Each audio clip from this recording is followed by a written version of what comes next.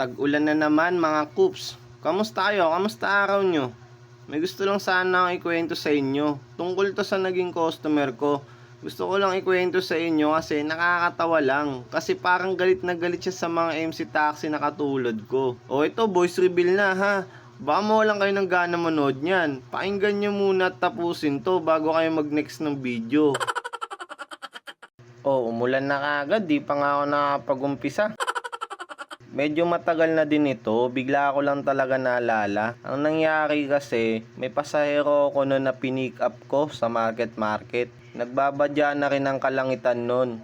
Pagkasakay ng pasahero ko, sinabihan ko siya na, "Ma'am, uulan na po. Pero wag po kayong mag-alala kasi may kapote po tayo. Hindi po kayo mababasa." O, 'di ba? Ang bait ko sa kanya. Ang bait ng tono ng boses ko sa kanya. Tapos ito ang sinabi niya sa akin.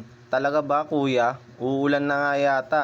Paano yan? Pag umulan na kuya, di na kayo babiyahe? Di pa ako nakakasagot sa tanong niya pero ito na ang mga sumunod na sinabi niya sa akin. "Sana nga kuya umulan talaga. Yung malakas na malakas, as in napakalakas na ulan talaga.